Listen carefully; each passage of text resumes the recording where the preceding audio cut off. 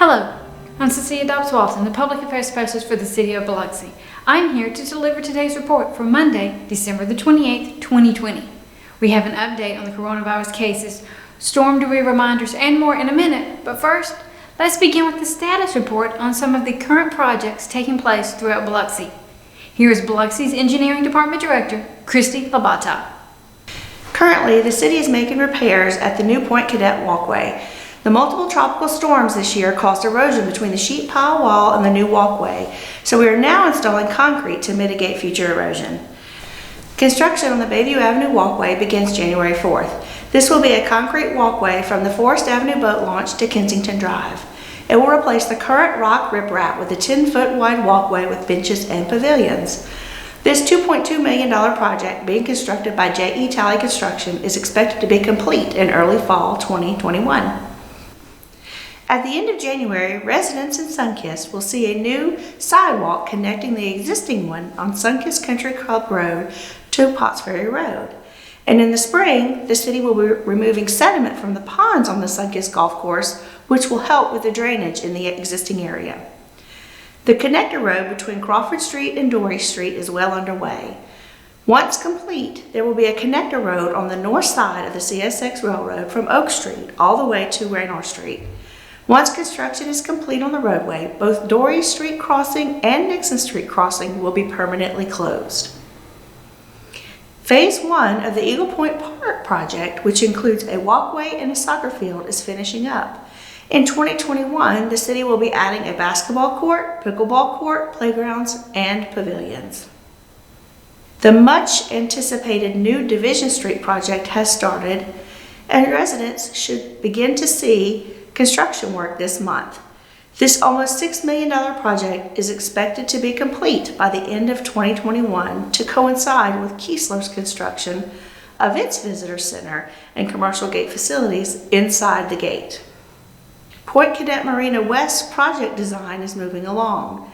This project will take the west portion of the marina and convert the entire area to a floating dock marina. The project is expected to be ready to advertise for construction bids in late summer 2021. The city is in the process of acquiring and demolishing property for the Potts Ferry Road extension to Highway 90. The design is nearly complete for this project, and the city continues to apply for grant funding for the construction phase. The exterior renovations to the Sanger Theater are continuing. The roof and the fly tower have both been replaced, and the exterior brick walls will be repointed, which will finally waterproof the entire exterior. This work will continue into mid-2021. Small Craft to Oak Street Boardwalk project will open bids in January 2021, which will include the installation of a new seawall walkway that incorporates an 18-inch knee wall to prevent sand from being blown onto Highway 90. This project is expected to be complete within a year. The aging water lines in Tanglewood subdivision have been failing for many years, but now along Greenwood Drive, Willow Drive, Floyd Drive, and Driftwood Drive, the water lines have all been replaced. The rest of the streets in Tanglewood will also be upgraded as soon as funding is available. Westpaluxic Boardwalk Phase 1B is now complete, and residents are now able to walk on a boardwalk from Rodenberg all the way to Camellia Street along the beachfront.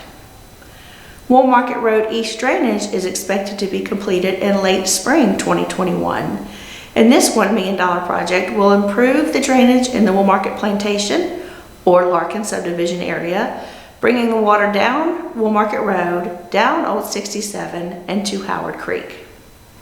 Residents in Woolmarket can also be expected to see the start of construction of new sidewalks on Lorraine Road north of Woolmarket Road. This sidewalk will be the first phase of a project to connect the existing sidewalks on Woolmarket Road at the school to the subdivisions on Lorraine Road. As you can see, we have a myriad of projects going on in the city, and this is only a portion of the projects that the mayor has undertaken. He continues to assess what the water, sewer, and drainage needs are for the residents, and he also works to ensure that our way of life here is maintained throughout all of the waterfront projects he's done. Thank you, and I look forward to what 2021 will bring the city of Biloxi. The debris teams remain on break for the holidays and will return to work on Monday, January the 4th, for their second and final pass through all neighborhoods. In the meantime, everyone should make sure their storm debris is moved to the curb. Make sure it is segregated with separate piles for tree limbs, separate piles for fence posts and boards, and separate piles for any bagged leaves. Please do not mix and do not place near fire hydrants, gas meters, water meters, mailboxes, or utility poles. All storm-related debris needs to be to the curbside before crews return on January the 4th. Remember, this will be the second and final pass. Pelican Waste will pick up the bagged material. You can see the debris tracking map online at biloxi.ms.us/Zeta Debris. As for your Christmas trees, do not place those in the debris piles. They are not storm debris and will not be picked up by the debris contractors. Green, undecorated Christmas trees may be dropped off in Biloxi at the Rodenberg Avenue parking bay on US 90. The drop-off is for green trees to be recycled and will be set up through January the 9th. If you have any questions, contact the Harrison County Beautification Commission at 228-236-6421. And now, the latest from the Mississippi State Department of Health. Today, the department reports over 1,700 new cases of the virus statewide and more than 12,000 within a week.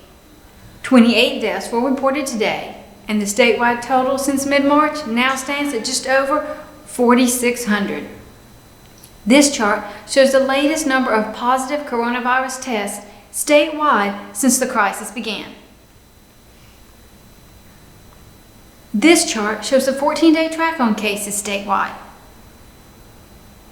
In Harrison County, the State Department reports 62 new cases of the virus, making the county total more than 102,000. 143 COVID-19 deaths have now been reported in Harrison County since all this began in mid-March. Here's a 14-day chart for Harrison County. And now for the hospitalizations. The State Department reports that as of December the 22nd, there are more than 1,300 coronavirus patients in hospitals statewide. Of those patients, more than 100 are in coast hospitals, and 33 of those patients are in ICU.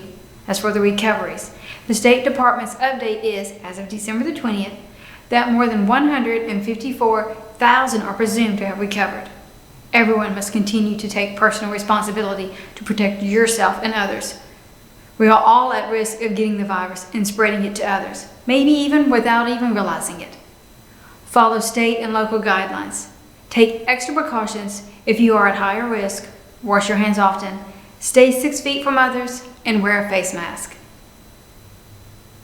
This week, the latest issue of B News Monthly will be arriving at all addresses in Biloxi. The January issue includes stories on Biloxi's low water and sewer rates, Biloxi Fire Department's top rating, municipal election deadlines for 2021, debris removal and COVID numbers, and Kelly Gumbo's Causeway Critters. It also includes a host of regular features such as infrastructure maps, the Nickel Shrimp column, Biloxi VA Today, the community calendar, Back in the Day, and the January BTV listings. All newsletters are also posted on the city's website. Biloxi City Council will hold its last meeting of 2020 on Tuesday at 1:30 in the afternoon at Biloxi City Hall. The meeting will be streamed live. The live stream can be accessed on the homepage of the city's website. Recordings of the meeting and all meetings are posted immediately following all meetings on the city's YouTube channel, which can also be accessed from the homepage of the city's website. Non-emergency city offices will be closed Wednesday afternoon for the New Year's holiday. It will be closed Thursday and Friday. They will reopen on Monday. And finally, we leave you today with an episode of Biloxi librarian Kelly Gumbo's Causeway Critters. It's story time! Causeway Critters. The Big Surprise. Written and illustrated by me, Frida. Frida! I have a big surprise for you. Una gran sorpresa. A surprise? For me? What could it be? Come this way. Follow me. As far as the surprise, you'll have to wait and see. Today, for your surprise, I've asked Gumbo for a ride.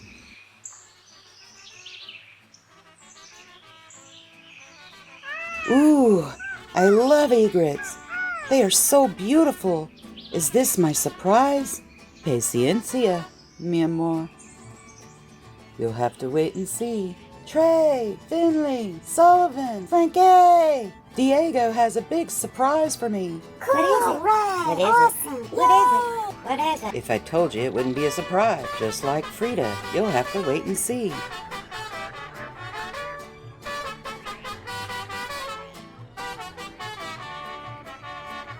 Wow, that's the biggest flag I've ever seen, Diego. Is that my surprise? Patience, my dear. You will know when it's near. You'll have to wait and see.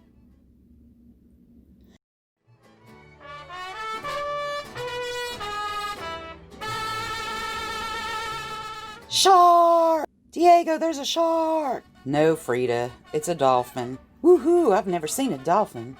Is that my surprise? No, impressive. But as for the surprise, you'll have to wait and see.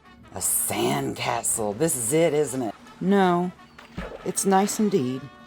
Your surprise will be here soon. You'll have to wait and see. Come, Frida, it's almost time for your surprise. It's getting dark. How am I supposed to see my surprise in the dark? Wait for it, Frida. Take care. I love you, Diego. I love you too, Frida.